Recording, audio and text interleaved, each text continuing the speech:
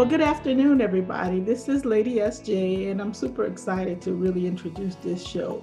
Now, for those of you who have been following Judah's Sword, and the name of the show is Judah's Sword Talk Show. If you have been a follower of Judah's Sword, you would know that generally what I normally do with my interviews is I usually have someone interesting that I want to spotlight. Maybe they have an interesting story, maybe a book or music or something along those lines, and I'll introduce them to my audience so that people can get a chance to know them, because many times they are not well known, or maybe they're not as nationally known as some people might be. And so I like to try to just spotlight people who would really inspire you to do some great things. Well, this show is going to be a little bit different, slightly different. We are going to be highlighting an organization that actually does some really great work. And the name of the organization is called Arrow Ministries. Now, we'll get into this in a minute. I'm going to introduce my guest. My guest that I have is Amy and Cydia from, basically they are from Arrow Ministries. What Arrow Ministries is about foster care. If you are ever thought about being a foster care parent, wanted to find out about foster care, how it works, this one is specific to Texas, but that does not stop you that if you're interested in doing foster care in your neck of the woods, this will give you maybe some great feedback of how to get started, or what you need to do, or how to contact your local places, because this is something that's a pretty big, it really is very much needed, because so many children go into the foster care system and end up either staying there probably throughout their life, or they don't find their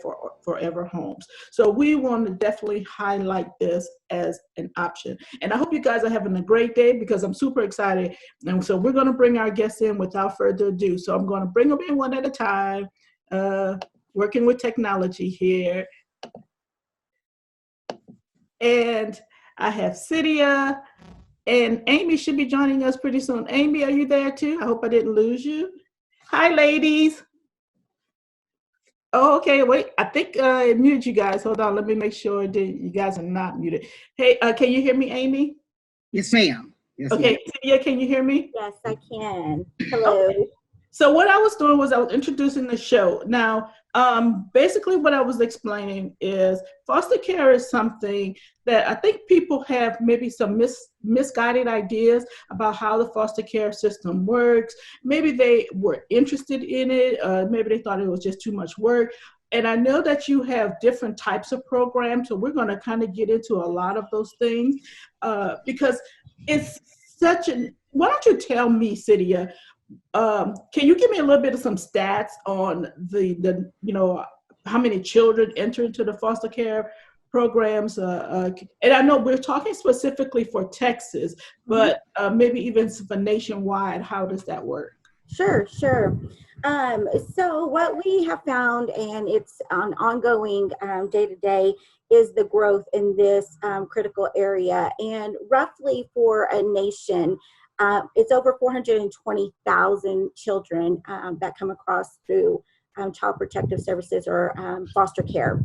At a state standpoint, it's and like I said, it's ever changing. Approximately 28,000 statewide. And what we do as an agency is that we're operating and working with close to about 4,000 to 4,500 annually. Wow. So the numbers are staggering just across the board. Yes. And how do children normally enter into foster care? What is the procedures, or how does it normally work? So a journey through foster care, how a child comes into care is it first originates with a maltreatment report, and that is usually somebody that's a neighbor, family member, church member, maybe even a teacher. And when that happens, an investigation is done. And when the CPS investigator gathers all their documents, they turn things into the court system, and a judge determines at that point if the child needs to be removed from an unsafe environment. And so that's the start of what that looks like for a child coming into care. And then they reach out to next of kin, usually always first, because we have a massive shortage of foster homes statewide. And so if next of kin or family members can't step up to that, then that's where Arrow comes in as an agency, a child placing agency, to find a home, a temporary home. Okay, so now let's just talk about Arrow, because we're talking is Arrow Ministries, right? Or is that kind of the Arrow Ministries? Is the name Arrow Child and Family. Arrow Child and Family. Okay, and it is a nonprofit agency that assists. Basically, I'm assuming you guys work very closely with the courts. Whenever a child is removed from a family, that they contact your organization, for assistance, correct? Yes, ma'am. Okay. We are considered a child placing agency. Yes, ma'am. Okay. All right. So let me just ask this question. So Amy, how long have you been with Arrow? How long have you been with them? Since 2013. And your position with our Arrow is what? Program director. Okay. All right. And Cydia, you have been with them for how long? This title, I have been as a recruitment coordinator for a year and a half. Okay. And when you say recruitment, you're talking about finding families or finding people that will be able to take a child in, correct? Yes, ma'am. My role is it's outreach, and it's to educate and inform the need of licensed foster care homes, or just any involvement, whatever level of involvement people are interested in doing for foster children in our agency, supporting our agency. Okay, and let's do real briefly. So Amy, what was your entry into this? Was this something that maybe you stumbled into, that maybe I have to assume if you're going to get into foster care, there has to be some sort of a passion somewhere. So actually, and I tell the story, as a kid, it was just our life. Growing up, our family, always somebody living in our house. It was family members, neighbors. We were taking care of somebody. I didn't know it any other way. And so when I got older, I already knew that this was going to be something that I did.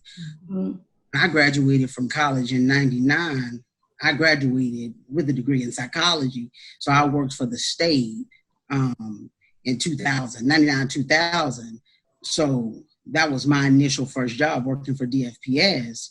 So I've been in the field of child welfare since then, but I always tell everybody, I do not remember CPS as a kid, and I'm 49 years old, because in my community, everybody took care of everybody when there was family. Right. Took them in. Everybody you took that family in, you did pay for them. We took care of our community. If a problem, if a neighbor had a problem, we gave back. I don't recall it being any other way. Yeah. That was just my life, my upbringing. Right. And I'm going to touch back on that real quick, but I want to talk. So Cydia, what was your journey? How can you briefly give us an overview of your journey? Sure. My background experience was in education, serving at-risk community. And I was introduced to Arrow Child and Family Ministries a little over 6 years ago, when I became a residential counselor in direct care. And I fell in love with it. I knew from the very moment that I was in direct care in the shelter setting, emergency shelter setting where I was working, that I was going to serve in this capacity for the rest of my life. I didn't know if I was going to become a foster parent myself, or if I was going to just be a longtime volunteer.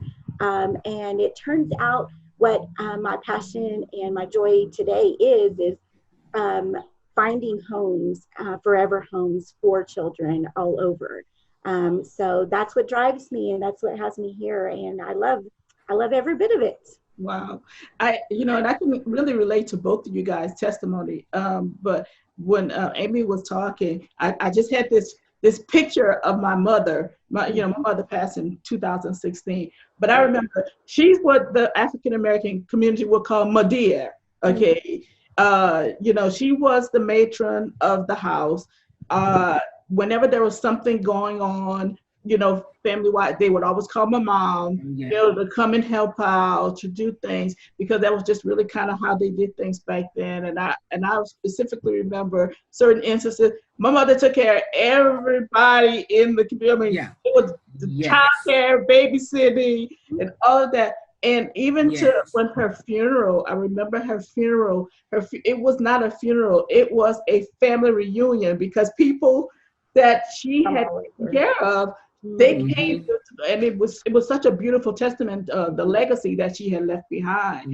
So let's do this. I'm going to ask you some questions about, we're going to be talking about Arrow, because again, folks, this session here, or this interview here, this is to give you some information about foster care, but also to kind of give you specifically about this organization and how they move in Texas. Now, there are probably going to be some other organizations somewhere all over the place. You always can reach out to your own local organizations and find out how they run theirs, but this is specifically to Arrow. So let me ask you these questions, ladies.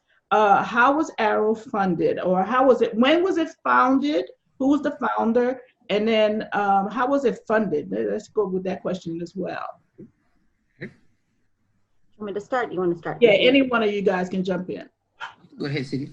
Okay. Talk about So back in 92, we had a gentleman who founded Arrow. That's the year that we were born.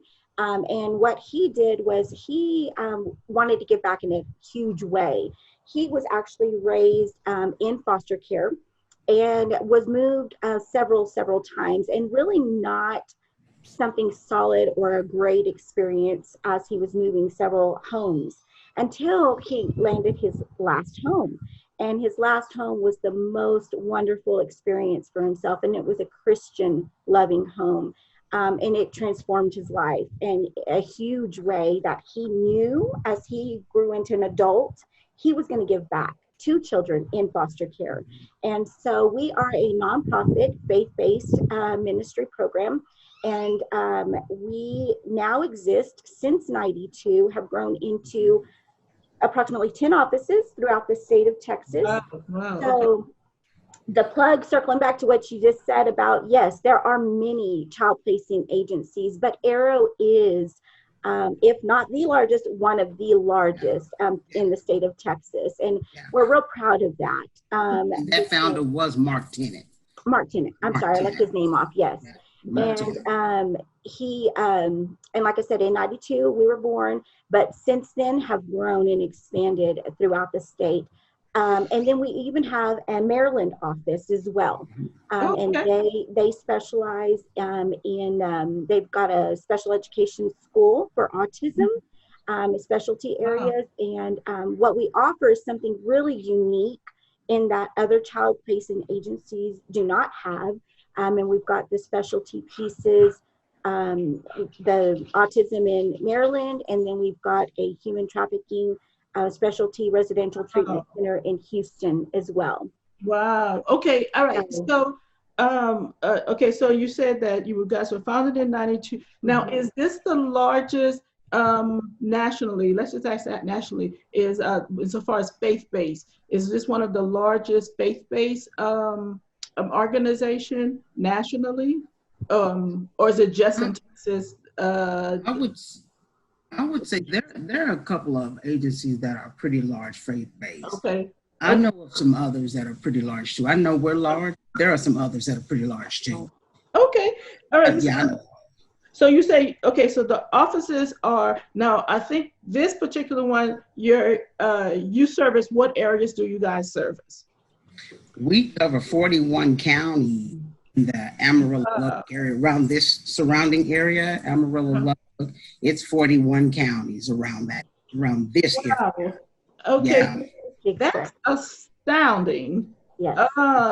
That is, you're saying it is that many, the need is that strong that you have in 41 counties that you service. Wow. It's Wow. huge. A Okay. massive population. Yes.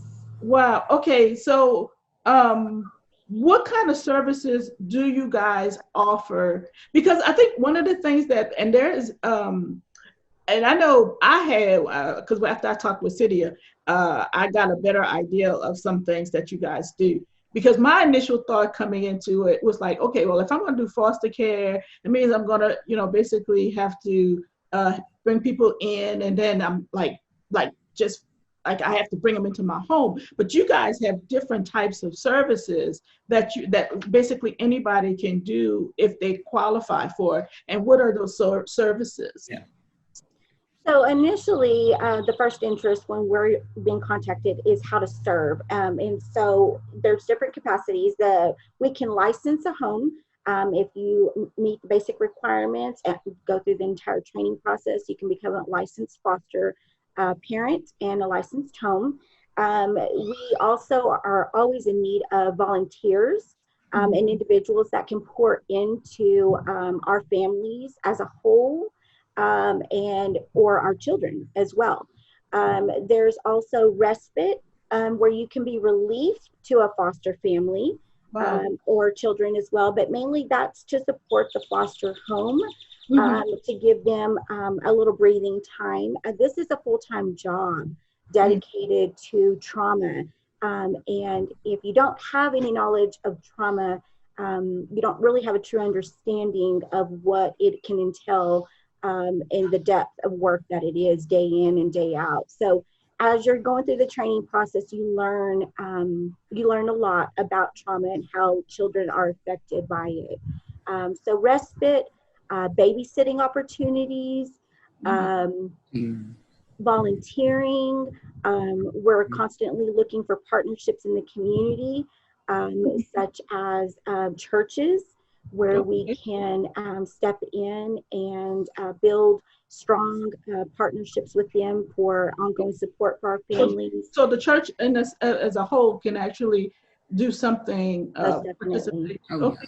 And then adoption, Yes. option to adopt if they want to Yes. adopt and stuff as well. Yes. Oh, yeah. If a Absolutely. child's, yes, go ahead. Oh, yeah, definitely that. And mentoring, tutoring. Wow. Okay. That's one area that's a great need. Right. And then when we have teens in care, there are things that they may need, as prom, letter jackets, senioring, just different. There are so many areas that we even forget sometimes, Right. that people could really be of service and really help. So a lot of times when we go out and talk about these things, we don't want to leave those older kids out. Right. So like when we go to churches, I always say, even if you don't want to foster, or even if you don't want to adopt, you can't tell me that there's something that you cannot do, even if you pray. Right. Then cover us in prayer, cover them in prayer. Right. So it sounds like a lot of people they can, if they really wanted to help, they can help. Like you really can help. Okay. Yeah. And okay, you know what? I got my list here, but I want to circle back for a minute because I just really feel this real strong to circle back. And it's kind of going back to what Amy said when we were talking about, with the African American communities and everything stuff. But this is really just widespread. I want to circle back really fast, just simply because I want to ask this question about and help people to understand the concept of family. Because I feel like that maybe, really kind of help out a little bit. This concept of family. Because I think there are times, I know for me coming up, in my family, my mother had like a lot of children, her own natural children, but she took in other people and she considered them family. Right. And so I want you guys to kind of touch on that a little bit with these kids. What would that mean to a child to really connect and find their forever home? Oh, yeah. You know, because that's the ultimate goal, is to really kind of get them placed somewhere where they feel loved, they feel nurtured, they feel, and I'm feeling this really strong in my spirit. We need to talk about this. I do have the questions. I'm going to come back to these questions, but let's talk about this for a second, you know, because I think we have, as in today's society, I think we're missing out on that concept of family. Yeah. And I know that is, you know, especially for those kids that want to be adopted, or even those that we put in placement, you know, that's something that we drive home in training. You know, when we place those kids in your home, no, we don't want to make a difference in them. When you take them in and you put them in your home, they're yours. You treat them just like you would treat your own. For those that you choose to adopt, or for those that come in your house, or for those kids that we match for children that we're preparing for adoption, yeah, that's your forever family. Right. You treat them as if that's your own. You love them, you protect them, you nurture them, you accept them. No, they don't come perfect. Mm-hmm. The expectations, they can't be unrealistic. Right. So these are kids that are coming from hard places. So a 4-year-old jumping on a couch, is that normal? Yeah. It may look a little different from a kid that has gone through some trauma. So we may have to look at some things a little different, but I'm not going to go throw my son out if my son jumps on the couch. I'm not. He didn't jump on the couch and done worse. And so when these kids come in our home and they do some things a little different, we're going to still love them because I have committed to that. And those are the things that we drive home. When I say yes, I bring them in, then I have committed to that, and I'm going to love them, and we're going to walk that journey together, no matter what. We're not going to give up. And so the same thing with the kids. But of course, we have to understand we're meeting them where they are.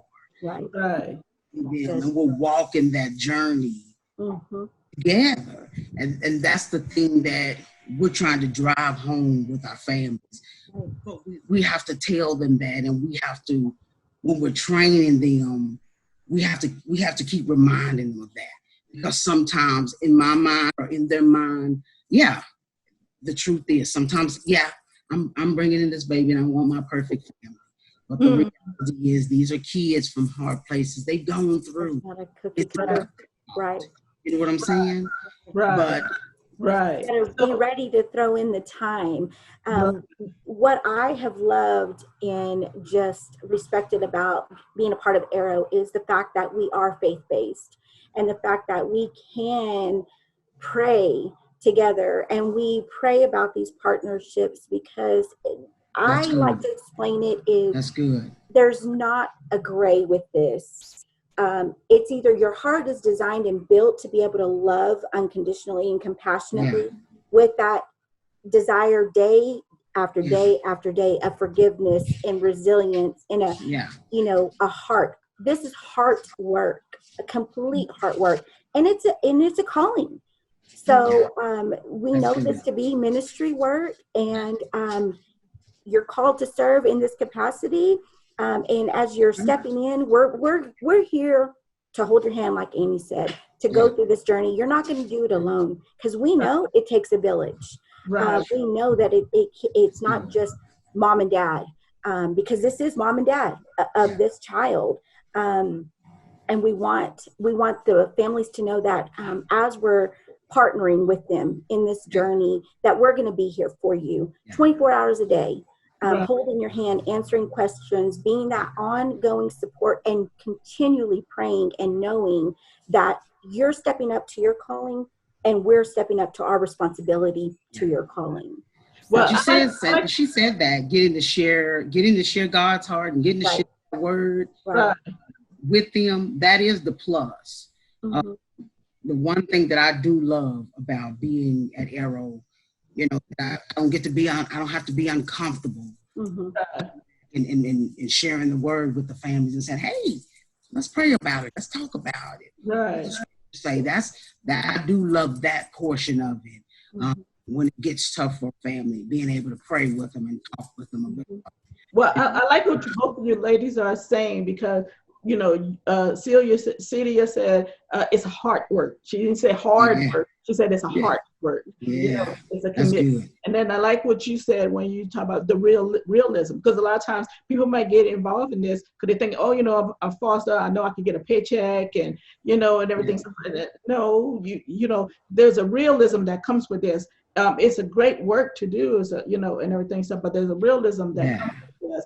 Okay, so let's not get too far away from our thing here.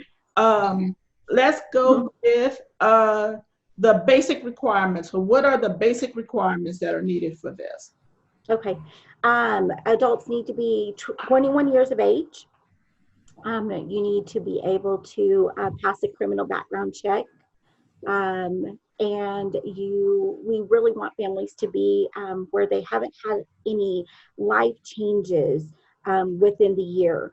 That they're just, marriages, new marriages, divorces, loss of family members in the home, big things. We just want to know that you're emotionally ready for this role.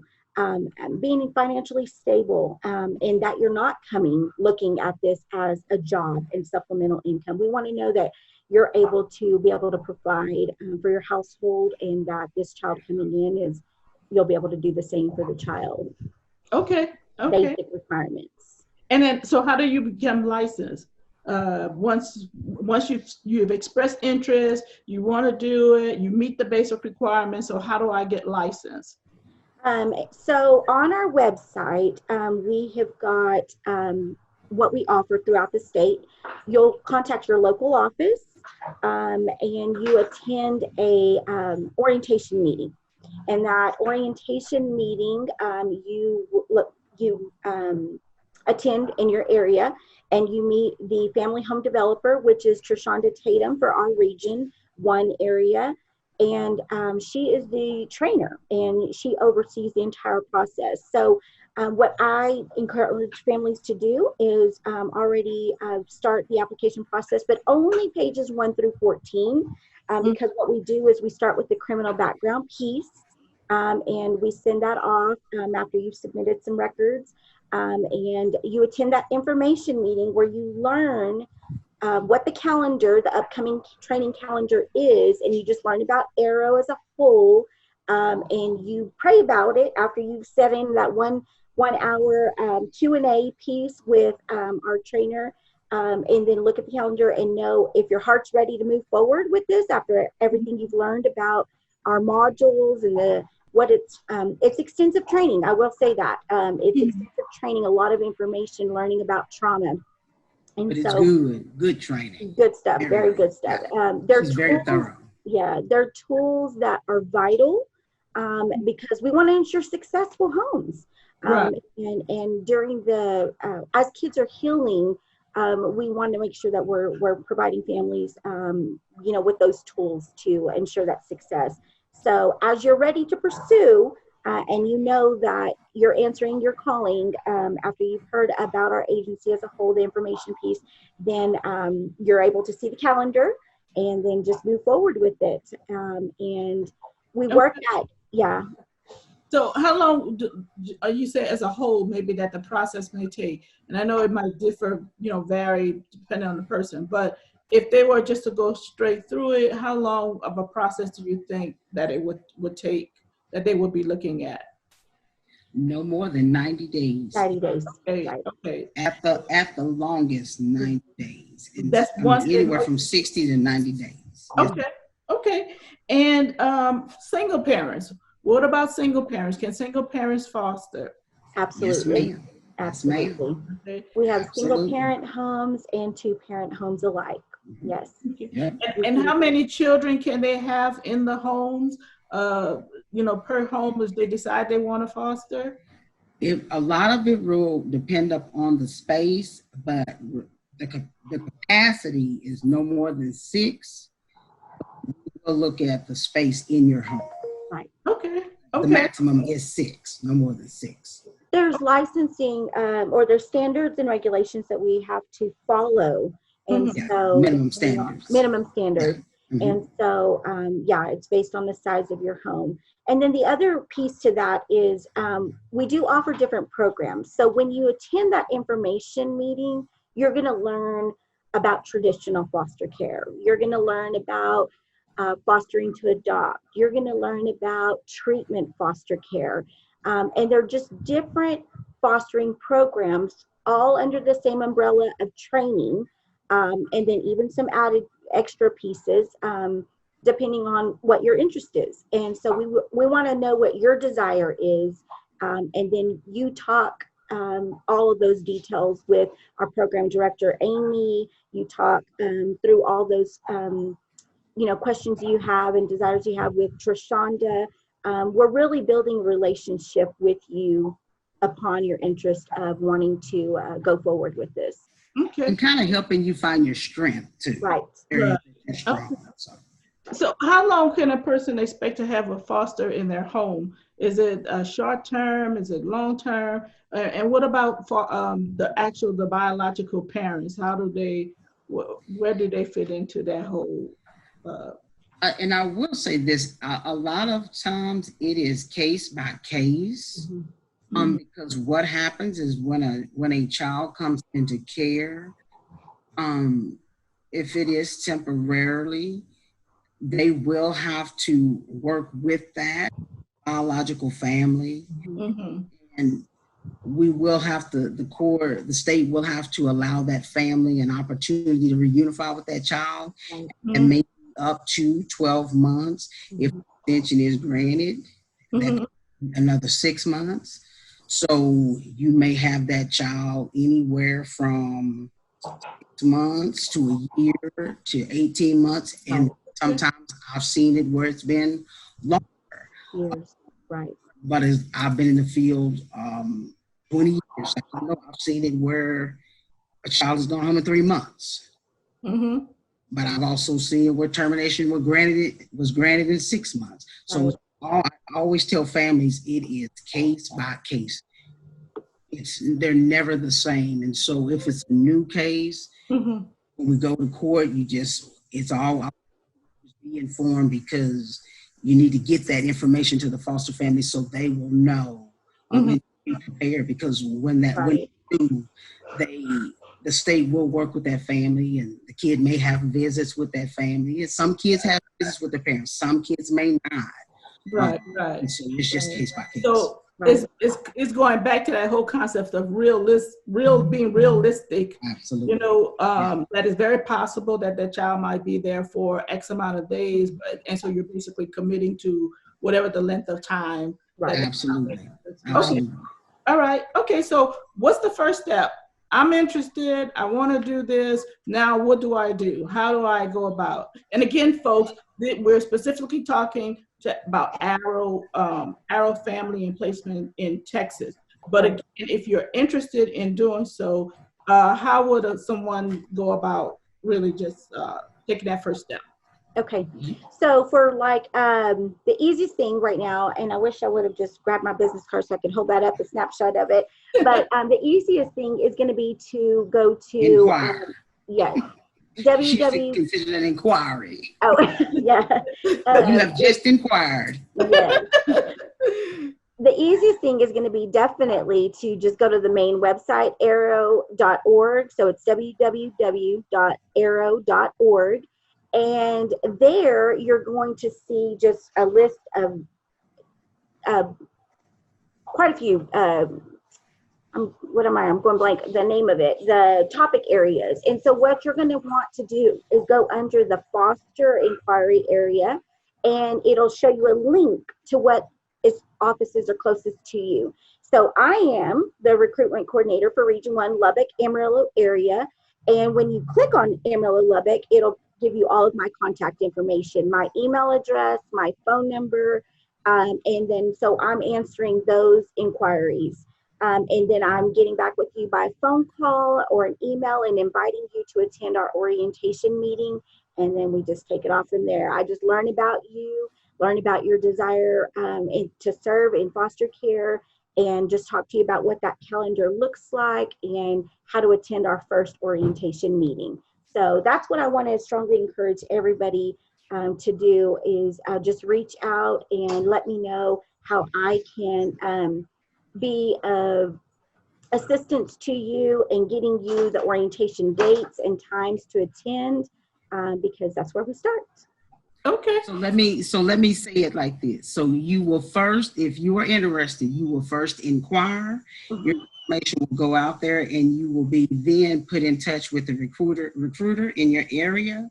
Mm-hmm.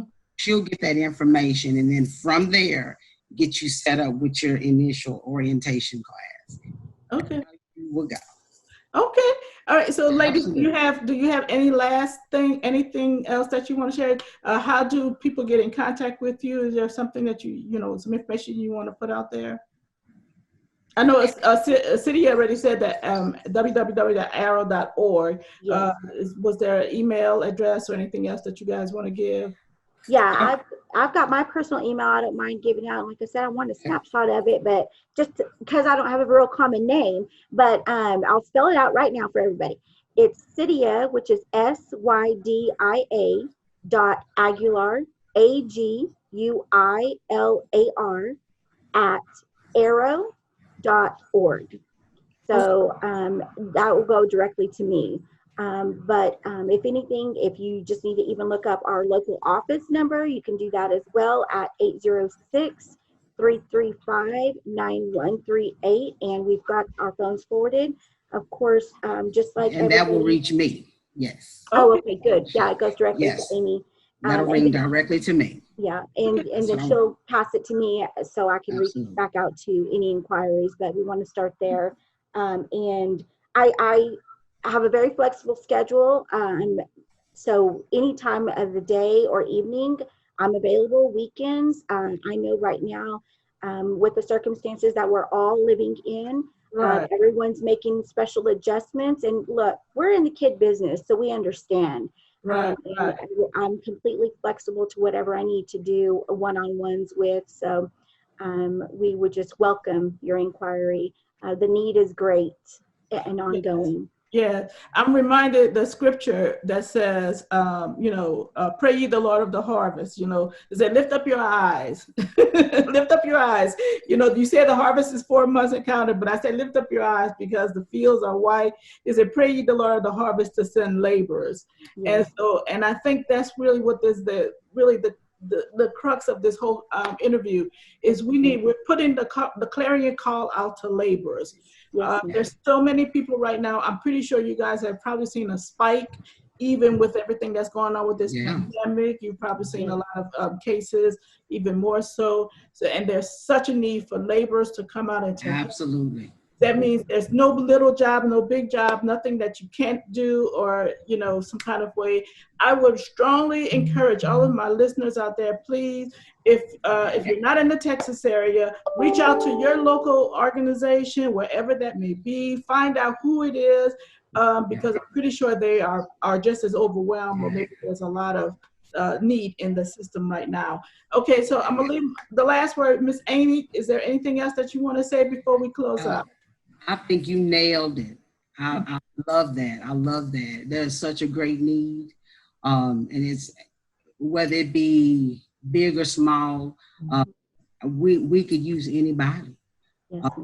If you have a heart, if you have a desire, if you just want to know, just don't hesitate to give us a call and let us share what about with you. Please, please, please. We would love to share our heart.